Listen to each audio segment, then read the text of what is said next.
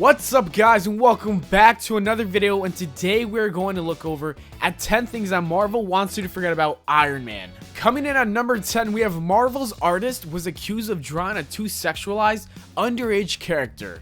Let's start off with the fresh fact that Marvel would probably want us to forget about. We are accustomed to the fact that the most popular female characters from our favorite comic books look hot. Too hot to be precise. Creating female characters who have a sex appeal is something that many comic book artists try to include in their work because they know it will sell. That's exactly what happened when J. Scott Campbell drew Riri Williams in November 2016 for an Iron Man cover. Many fans were bothered by the fact that she's only 15 years old but is depicted in such a sexualized manner. This cover triggered an online rant. People use the hashtag teens that look like teens because they want to get a more realistic depiction of underage female characters. Number 9, Iron Man used to have some Hot Wheels. Back in the past, and you can guess when this was a thing, Iron Man was on rocket-propelled skates. Yes, the 70s had some unusual fashion rules which were obviously unavoidable even in the world of superheroes. While these roller skaters gave Iron Man the ability of extra speed, there's still an endless amount of questions about their purpose.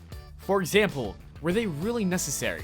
Are they really the fastest means of transportation for a guy such as Iron Man? Who thought that this would be a good idea without ruining Iron Man's reputation? Let's just say that he should definitely stick to flying because it is a much cooler way to get somewhere else. Number 8, he was often an asshole. Tony Stark has made many mistakes in the past, which can kinda make him seem like a jerk.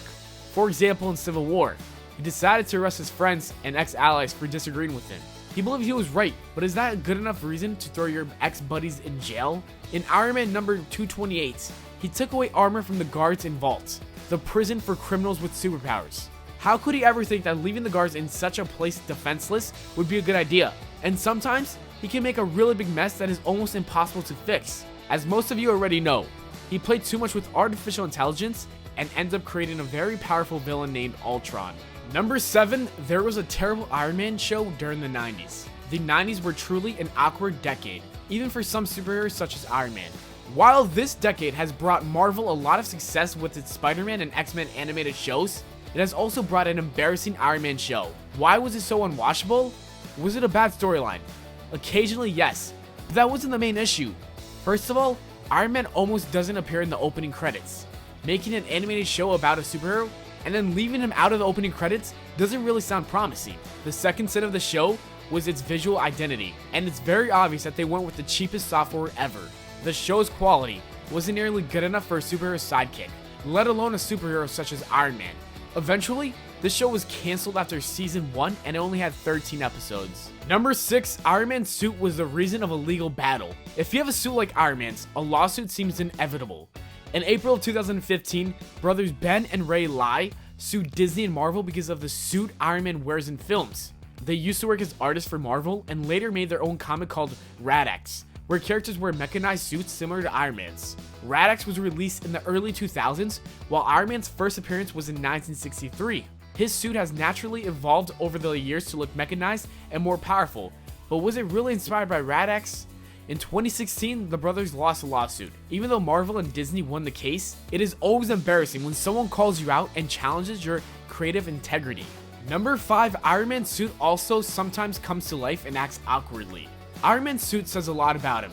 It's a metaphor for many of his traits, but it doesn't always work the way it's supposed to in terms of good storytelling that actually makes sense. In the story Mask and the Iron Man is struck by lightning, and his suit comes to life and becomes obsessed with Tony, and he no longer wants to wear the suit anymore.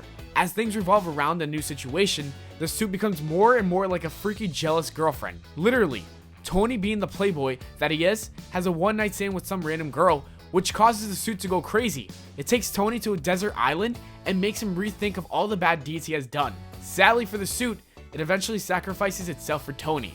You might try to psychoanalyze the storyline, but you would probably end up all confused because the story is almost as creepy as it is ridiculous. Number 4, Iron Man shared a weakness with most of today's smartphones. If you read the Iron Man comics carefully, then you may have already probably noticed that he maintains his energy by recharging it.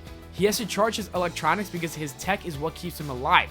If you find yourself frustrated when your phone battery dies all the time, then imagine how it must feel like to be a suit, which requires recharging all the damn time.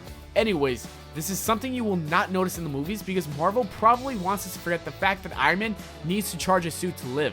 Number 3, Tony was allergic to soap. Marvel's Ultimate Comics have brought a surprising new version of Tony Stark's origin. His mother was involved in some experiments with monkeys, which eventually led to a monkey bleeding into her mouth. So, when she gave birth to little Tony, his body turned out to be completely covered in neural tissue. Being a walking mass of nerves, he was sensitive to literally everything, and his tissue had the ability to regenerate very quickly. His father decided to help him by making him a special biosuit called dermal armor. The suit was functional, but it made Tony's skin blue. Apparently, the weakness of this invention was a bath. Any villain, even the most ridiculous ones, could wash off Tony's special suit if they had some soap and water. Number 2, Iron Man once fought a ridiculous dragon. Iron Man is often called out for not having the coolest enemies, some of them being really weak characters and some of them being not nearly powerful enough to fight him. While this issue remains subjective and open to discussion, many will agree that the dragon Iron Man has fought in number 89 definitely wasn't the best choice for an enemy. Okay, now you're thinking, how can fighting a dragon be bad in a comic?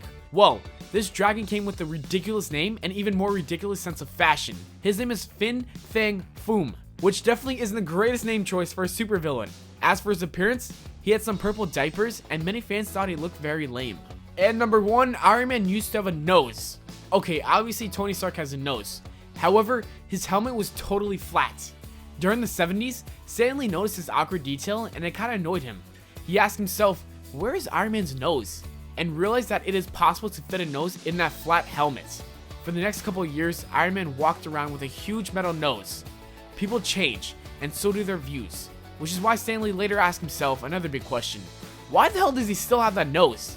And that's how the Iron Man nose era finally ended. As always, thanks for watching the video, guys. We hope you all enjoyed. If you did, do not forget to leave a comment below what you want to see next. Leave a like, subscribe, do all those sorts of good stuff for us. Please, thank you so much. And I'll see you all later.